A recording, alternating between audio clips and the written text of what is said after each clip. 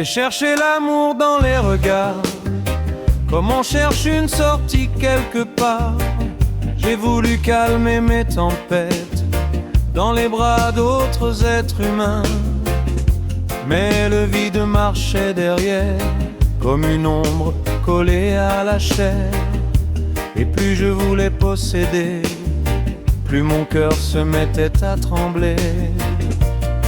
On confond souvent l'amour avec la peur de perdre, avec le besoin d'être rassuré par quelqu'un qui nous regarde exister. L'amour n'a pas de chaîne, pas de prison dans les mains. Il n'est quand le silence n'a plus besoin de lendemain. Et la solitude devient un ciel intérieur quand on cesse enfin de fuir sa propre peur. La ville fait du bruit pour couvrir ce que chacun porte sans le dire. Télévision, écran, prière, des façons d'oublier le désert. Mais quand la nuit tombe vraiment et qu'il ne reste plus que le vent, on entend parfois sous la peau le vieux vertige du grand écho. Alors certains courent vers les foules, d'autres vers les dogmes qui saoulent.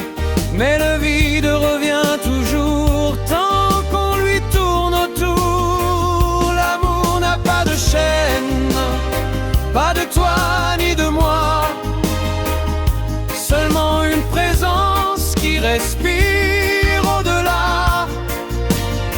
Et la solitude n'est peut-être qu'une porte vers ce silence immense que l'on transporte.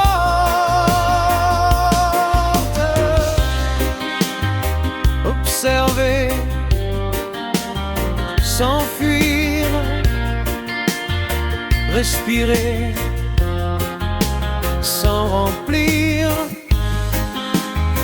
Peut-être qu'aimer vraiment, c'est regarder sans possession, laisser vivre sans enfermer, sans transformer l'autre en prison.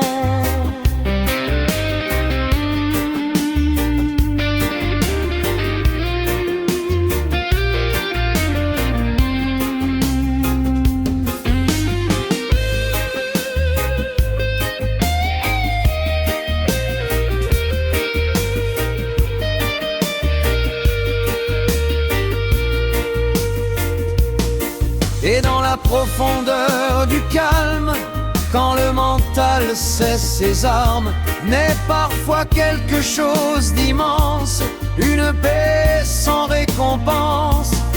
Plus besoin de remplir le vide, car le vide devient limpide, comme un ciel après la pluie, où le monde respire en nous aussi. L'amour n'a pas de chaîne, pas de victoire à gagner. Il apparaît dans le silence quand l'ego cesse de parler. Et la solitude devient lumière intérieure quand le cœur accepte enfin de traverser sa peur. Peut-être que le véritable amour commence là, où la fuite se termine